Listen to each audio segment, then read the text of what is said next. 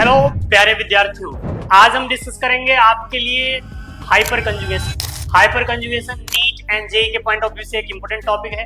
GOC का एक important topic है हाइपर कंजुगेशन। हाइपर कंजुगेशन जिस तरह से आपने रेजोनेंस अगर पढ़े हो तो रेजोनेंस में पाई इलेक्ट्रॉन का मूवमेंट होता है, हाइपर कंजुगेशन में सिग्मा इलेक्ट्रॉन का मूवमेंट होता है। हाइपर कंजुगेशन को एच इफेक्ट भी बोलते हैं।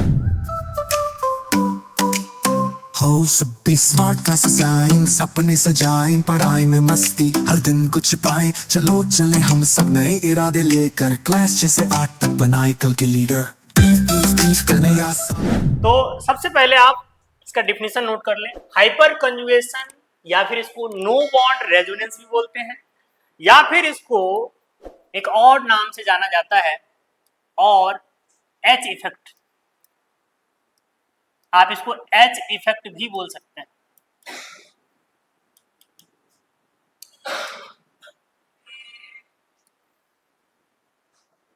तो सबसे पहले बात आती है कि हाइपर कंजुगेशन है क्या। The delocalisation of sigma electron towards free radical और पॉजिटिव चार्ज और pi bond is called hyper conjugation. तो डिफिनेशन लिखेंगे आप, the delocalization of the delocalization of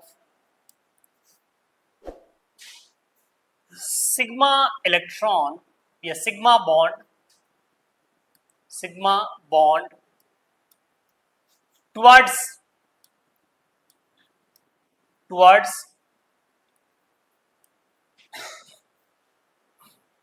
positive charge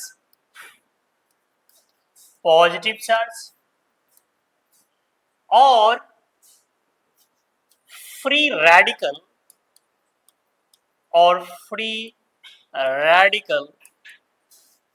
और pi bond और pi bond is called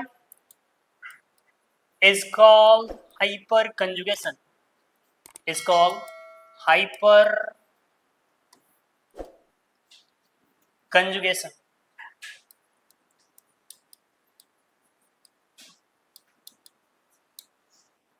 hyper conjugation को H effect भी बोलते हैं।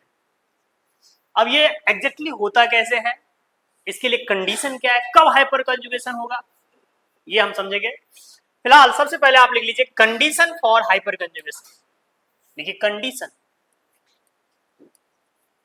कब हाइपर कंजुगेशन होगा, हाइपर कंजुगेशन कब होगा। तो इसमें सबसे पहला पॉइंट लिखेंगे आप, at least one alpha hydrogen must be present. At least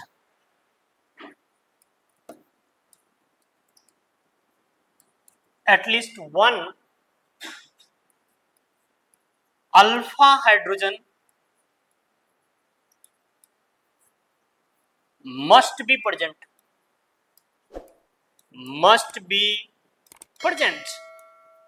कम से कम एक अल्फा हाइड्रोजन होना ही चाहिए, तो ही हाइपर कंजुगेशन होगा।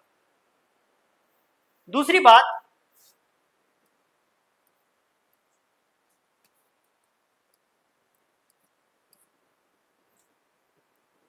जो हाइपर कंजुगेशन में हाइड्रोजन पार्टिसिपेट करेगा वो जिस कार्बन से जुड़ा होगा उसमें या तो पॉजिटिव चार्ज होना चाहिए या फिर उसमें फ्री रेडिकल होना चाहिए या फिर उसमें पाई बॉन्ड होना चाहिए। अगर मैं सीधी बात करूं तो वो sp या sp2 हाइब्रिडाइज्ड कार्बन एटम होना चाहिए, है ना। सो सेकेंड पॉइंट लिखेंगे,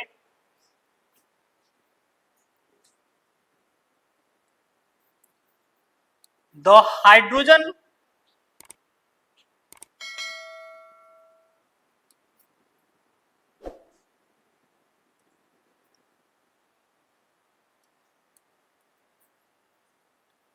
attached to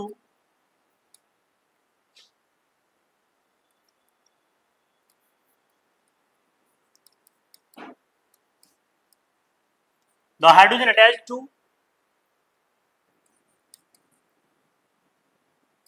sp3 carbon atom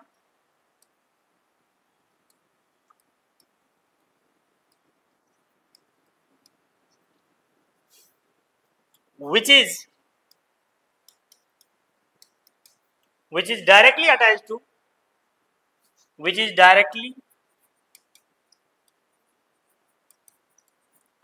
to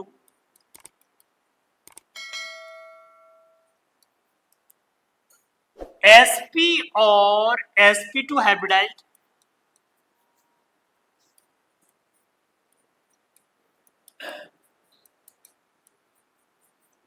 carbon atom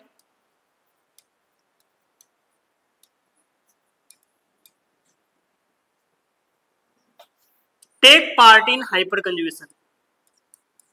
Take part in hyperconjugation.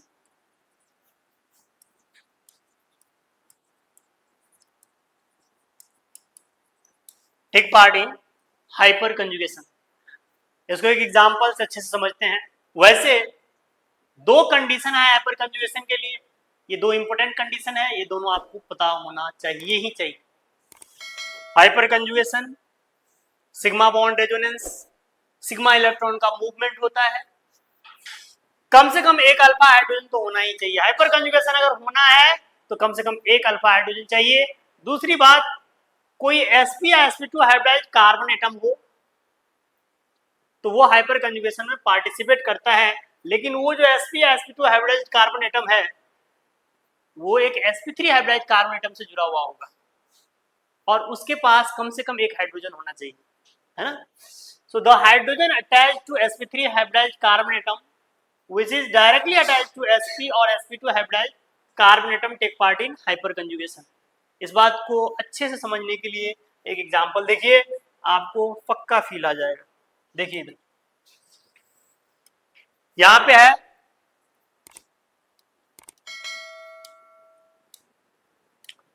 Carbon, carbon के साथ लगा हुआ है हाइड्रोजन और यहां भी हाइड्रोजन है.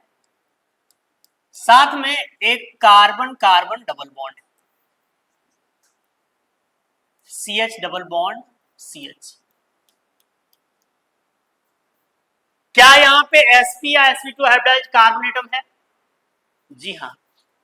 अगर आप गौर से देखिए तो ये कार्बन का हाइब्रिडाइजेशन क्या है? कौन से कार्बन की बात कर रहे हैं हम? इस कार्बन की हाइब्रिडाइजेशन की बात कर रहे हैं. ये sp2 हाइब्रिडाइज्ड है, यानी कि एक बॉन्ड इधर एक इधर और एक बॉन्ड की बात नहीं चल रही है. एक एटम इधर जुड़ा हुआ है, एक इधर जुड़ा हुआ है, एक हाइड्रोजन जुड़ा हुआ है, तीन है, यानी स्टेरिक नंबर 3 हाइब्रिडाइजेशन sp2. इसी तरह से इसका हाइब्रिडाइजेशन भी क्या है? sp2. ओके, तो हमारे पास एक sp3 हाइब्रिडाइज्ड कार्बन एटम है जिससे डायरेक्टली अटैच्ड है एक sp3 हाइब्रिडाइज्ड कार्बन एटम. ये क्या है? sp3 hybridized carbon atom. और मैं आसान तरीके से बोलूं, कोई पाई बॉन्ड होना चाहिए या फिर कार्बोकैटायन होना चाहिए या फिर फ्री रेडिकल होना चाहिए. पाई बॉन्ड, पॉजिटिव चार्ज या फ्री रेडिकल. उसके साथ डायरेक्ट में जो कार्बन होगा वो क्या होना चाहिए? वो sp3 हाइब्रिडाइज होना चाहिए. तो वो कार्बन अल्फा कार्बन कहलाएगा. सुनिएगा ध्यान से, ये जो है एक फंक्शनल ग्रुप की तरह आप ले सकते हैं इसको. यहाँ पे जो पाई बॉन्ड है ये वाला ग्रुप को क्या मान लेंगे हम? Functional group. और अगर फंक्शनल ग्रुप जिस कार्बन से जुड़ा होता है उस कार्बन को अल्फा कार्बन बोलते हैं. यानी कि हमारे लिए ये जो कार्बन है वो कैसा कार्बन है? Alpha carbon. और अल्फा कार्बन से जुड़ा हुआ हाइड्रोजन को क्या बोलते हैं? अल्फा हाइड्रोजन बोलते हैं. तो हमने जो कंडीशन लिखाए थे उसमें कंडीशन लिखाए थे at least one alpha hydrogen must be present. यहाँ पर एक अल्फा हाइड्रोजन नहीं, यहाँ पे तीन तीन अल्फा हाइड्रोजन है. इस कंपाउंड में कितने अल्फा हाइड्रोजन है? तीन अल्फा हाइड्रोजन है. तो इसमें हाइपर कंजुगेशन होगा. अब कैसे होगा? तो ऐसे होगा. यहां पर पाई बॉन्ड इस तरह से शिफ्ट होते हैं. जिस तरह आप रेजोनेंस करते थे ना, बिल्कुल वैसा ही. ये दो इलेक्ट्रॉन को आप बीच में ले आइए तो पाई बॉन्ड बन जाएगा. ओके, और फिर इस पाई बॉन्ड को इधर ले आइए. अब कैसा होगा देखते रहिए. ये H है, ओके नो प्रॉब्लम. ये भी C, ये H जैसे था वैसे ही छोड़ दिया मैंने। अब यहां से एक इलेक्ट्रॉन और यहां से एक इलेक्ट्रॉन दो ले लिया, दोनों लेंगे तो यहाँ पे क्या बन जाएगा, पाई बॉन्ड बन जाएगा। और आपको ये समझ में आना चाहिए कि इलेक्ट्रॉन हमने हाइड्रोजन से ले लिया है तो जो हाइड्रोजन है वो H प्लस बन जाएगा, यानी जो हाइड्रोजन है वो क्या बन जाएगा, H प्लस बन जाएगा। ओके, और यहाँ पे बन जाएगा CH ये वाला, और ये बॉन्ड बन जाएगा CH2 माइनस। ठीक है, अगर आप ध्यान से देखिए तो ये H प्लस यहां पहुंच जाएगा और बन जाएगा क्या, CH3 बन जाएगा। अगर आगे का स्टेप मैं देखूं तो ये H प्लस और ये माइनस चार्ज दोनों मिलके क्या बन जाएगा, CH3 बन जाएगा। तो कुल मिला के जो हाइड्रोजन, ये जो सिग्मा बॉन्ड था वो मूव किया है, ये जो सिग्मा बॉन्ड है यही सिग्मा बॉन्ड यहाँ से मूव करके यहाँ आया है, तो यहाँ पे सिग्मा बॉन्ड का मूवमेंट हो रहा है, इसीलिए इसको बोलते हैं sigma bond resonance, no bond resonance, या फिर इसको सिग्मा बॉन्ड रेजोनेंस भी बोला जाता है, या फिर इसको हाइपर कंजुगेशन भी बोलते हैं। ठीक है, तो यही है हाइपर कंजुगेशन। जैसे रेजोनेंस से कंपाउंड की स्टेबिलिटी बढ़ती है वैसे ही हाइपर कंजुगेशन से भी कंपाउंड की स्टेबिलिटी बढ़ती है, लेकिन ये इफेक्ट हाइपर कंजुगेशन जो है वो रेजोनेंस के बराबर पावरफुल नहीं होता है, this is less powerful than resonance effect, but due to hyperconjugation stability of compound increases. पर अगर आपसे पूछा जाए इसमें कितने हाइपर कंजुगेशन होंगे, तो इसमें 3 हाइपर कंजुगेशन होगा, क्योंकि यहाँ पे कितने सिग्मा बॉन्ड है, कितने सिग्मा बॉन्ड जुड़ा हुआ है हाइड्रोजन, कितने कार्बन के साथ, अल्फा कार्बन पर कितने हाइड्रोजन है, यानी अल्फा हाइड्रोजन कितने हैं, यहाँ पे 3 अल्फा हाइड्रोजन है, इसका मतलब यहाँ पे 3 बार हाइपर कंजुगेशन होगा। जैसा काम मैंने पहले वाले हाइड्रोजन के साथ किया है वैसा ही काम हम दूसरे वाले हाइड्रोजन के साथ भी कर सकते हैं। तो ये बन जाएगा C सिंगल बॉन्ड H, उसको छोड़ दीजिए ऊपर वाले को, और जो ये वाला लेफ्ट में जो कार्बन था, लेफ्ट साइड जो कार्बन है, लेफ्ट साइड कार्बन के साथ जो हाइड्रोजन जुड़ा हुआ है, इस हाइड्रोजन को मैं मूव कराना चाहता हूँ आगे की तरफ, तो ये यहाँ पे आ जाएगा पाई बॉन्ड और वो H प्लस बन गया।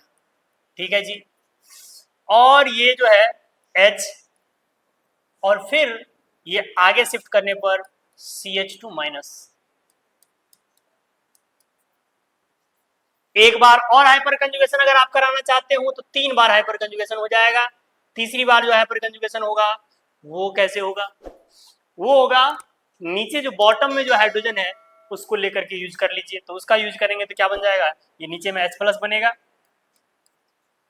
और क्या होगा, ये H जैसे लगा हुआ है वैसे छोड़ दीजिए, और ये पाई बॉन्ड बन जाएगा, ये सिग्मा बॉन्ड बन जाएगा CH के साथ, और यहाँ पे आ जाएगा माइनस चार्ज। तो ये जो सिग्मा बॉन्ड का मूवमेंट है इसी को बोलते हैं हाइपर कंजुगेशन। क्लियर, इसको नोट कर लीजिए आप। तो ये एग्जांपल लिख लेंगे हाइपर कंजुगेशन की एग्जांपल।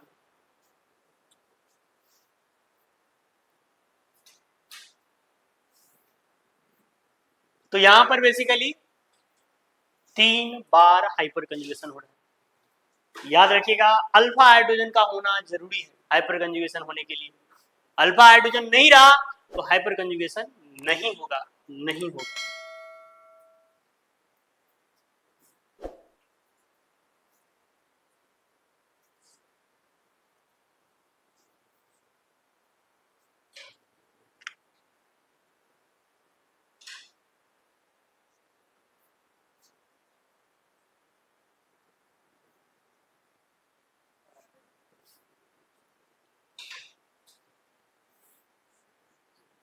इसको जल्दी से तेजी में नोट कर लें आप,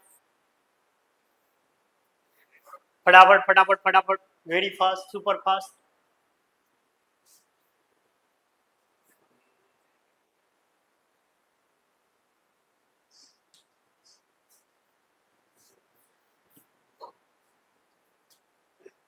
अब इसके बाद जो है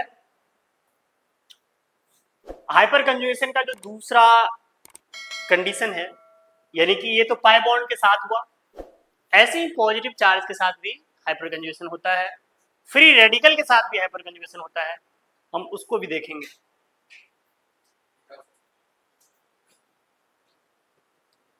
डन। नेक्स्ट एग्जांपल देखिए,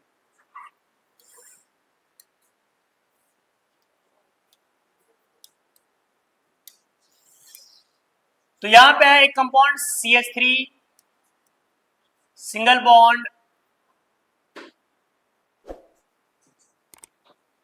इसको मैं ऐसे बनाऊं तो बेटर है आपको समझने के लिए, CHHH2+।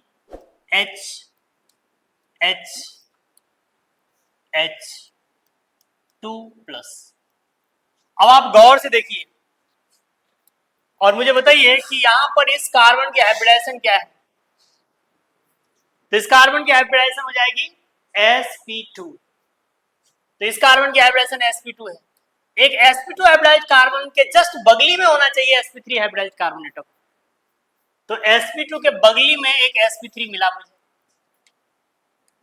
याद रखिएगा sp2 के बगल में जो sp3 हाइब्रिडाइज्ड कार्बन एटम होता है ना, वही हाइपर कंजुगेशन में पार्टिसिपेट करता है। sp2 कार्बन के जस्ट बगल में sp3 हाइब्रिडाइज्ड कार्बन एटम होता है, उसी का हाइड्रोजन हाइपर कंजुगेशन में पार्टिसिपेट करता है। तो यहां पर ये जो बॉन्ड है वो कौन सा बॉन्ड है, ये सिग्मा बॉन्ड है, सिग्मा सिग्मा सिग्मा। और ये जो कार्बन है वो कौन सा कार्बन है, दिस इज अल्फा कार्बन, क्योंकि ये रिएक्टिव पार्ट है, इसको आप फंक्शनल ग्रुप ले सकते हो तत्काल, बट ये कार्बोकैटायन है और इससे जुड़ा हुआ ये कार्बन क्या है, अल्फा कार्बन हो गया।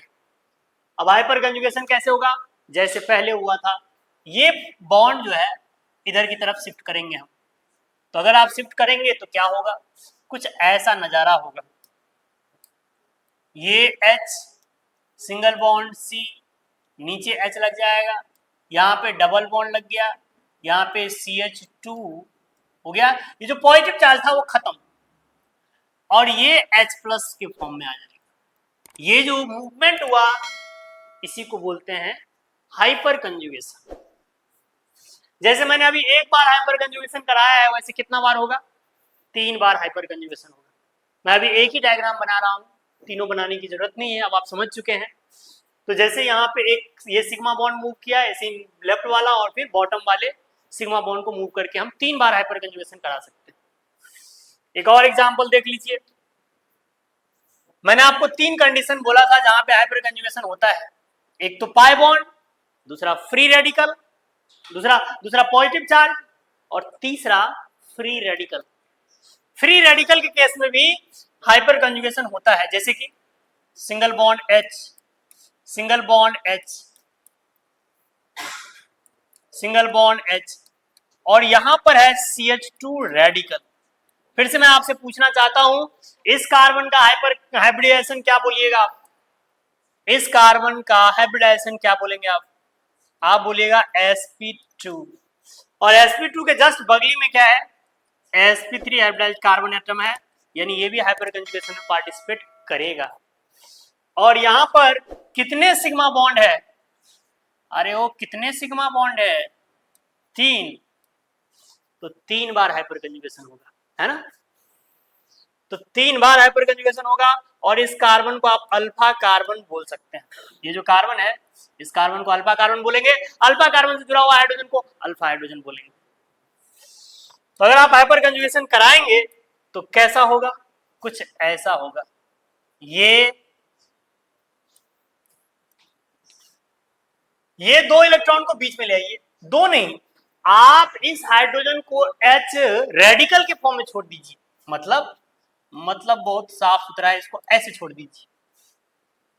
और ये जो कार्बन है ये इलेक्ट्रॉन और ये दोनों मिलके पाई बॉन्ड बन जाएगा। कहने का मतलब है यहां पे बना दीजिए पाई बॉन्ड, पाई बॉन्ड बना दिया, बना दिया, बना दिया। ये जो कंपाउंड है इसी का ये हाइपर कंजुगेशन बन के हुआ है। जैसे मैंने एक बार यहाँ पे हाइपर कंजुगेशन किया है, वैसे ही कितना बार कर सकते हैं, 3 बार हाइपर कंजुगेशन कर सकते हैं। और हाइपर कंजुगेशन से स्टेबिलिटी इंक्रीज होता है, क्योंकि यहाँ पर जो इलेक्ट्रॉन का मूवमेंट होता है इस वजह से एनर्जी रिलीज होता है, और एनर्जी रिलीज होगा तो एनर्जी कम होगा, एनर्जी कम होगा तो स्टेबिलिटी बढ़ेगा। So hyperconjugation increases stability of the molecule. But this effect is less powerful than resonance effect. लिखिए NOT, नोट, इसको नोट कर लीजिए और फिर इसके बाद लिखेंगे नोट, ठीक है।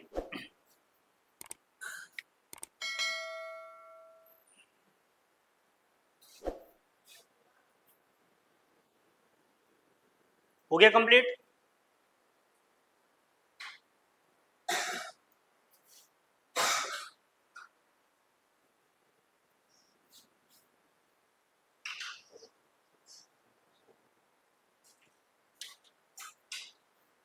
इसके बाद नोट लिखिए आप,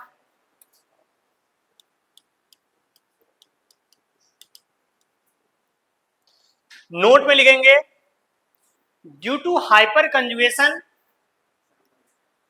due to hyperconjugation effect, hyperconjugation effect, stability of molecule, stability of molecule, stability of molecule increases, stability of molecule increases, but resonance से भी स्टेबिलिटी बढ़ता है, but resonance more powerful effect होता है क्योंकि वहां पे पाई इलेक्ट्रॉन का मूवमेंट होता है और ज्यादा अमाउंट में एनर्जी रिलीज होता है। यहाँ पे ये बात भी लिख लेंगे, resonance effect, resonance effect and hyper conjugation effect, and hyper conjugation effect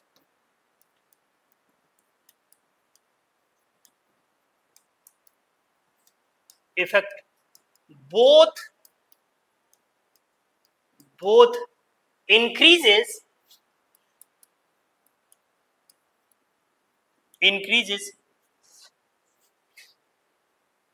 both increases stability of molecule,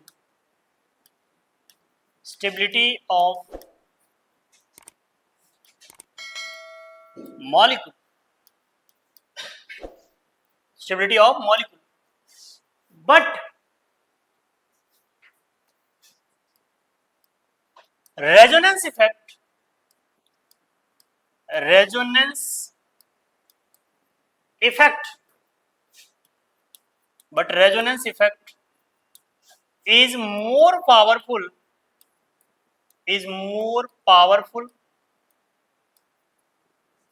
resonance effect is more powerful than, resonance effect is more powerful than hyperconjugation.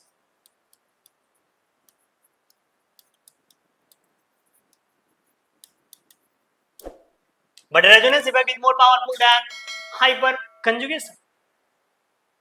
Getting? एक और important बात,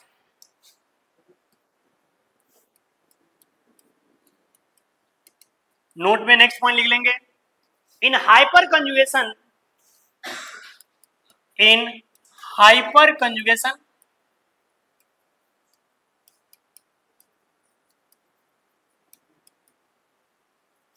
sigma p overlapping, sigma p overlapping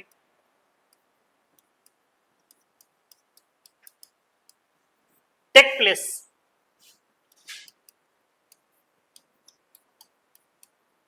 sigma p overlapping take place. कहना क्या चाहते हैं, इस बात को एग्जाम्पल से आप समझ जाएंगे कहना क्या चाहते हैं। Hyper, in hyper conjugation sigma p overlapping take place. What is the meaning of this? देखिए ये कार्बन है, इस कार्बन के पास 3 हाइड्रोजन है, सिग्मा हाइड्रोजन, ये आपने पढ़ा है, यह है sigma bond, sigma bond, sigma bond. Okay okay, यहां पर जो है CH2 प्लस चार्ज। अब सुनिए ध्यान से, क्या इस कार्बन का ऑक्टेट कंप्लीट है? तो जवाब है नहीं। इसके पास है 2 2 4 2 6 इलेक्ट्रॉन, 6 इलेक्ट्रॉन, मतलब ऑक्टेट इनकम्प्लीट है। ऑक्टेट इनकम्प्लीट है इसका मतलब इसके पास है वैकेंट ऑर्बिटल। इसके पास कौन सा ऑर्बिटल है?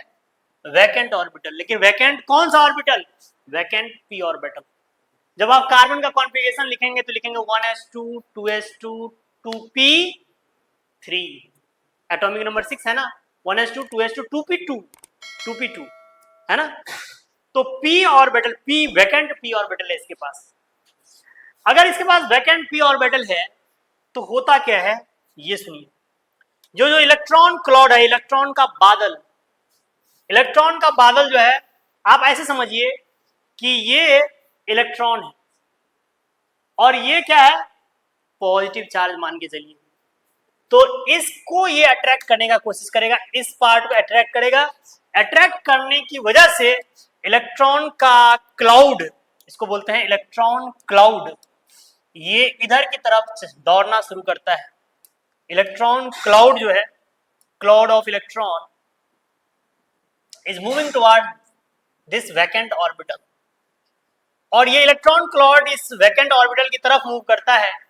इसीलिए इसको बोलते हैं सिग्मा पी ओवरलैपिंग, क्योंकि ये सिग्मा बॉन्ड है और ये पी ऑर्बिटल है, इसीलिए इसका नाम क्या है?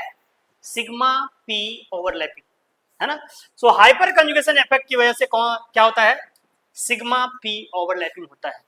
Okay, sigma P overlapping.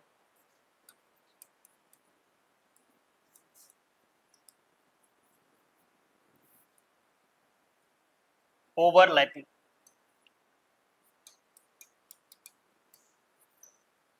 ठीक है।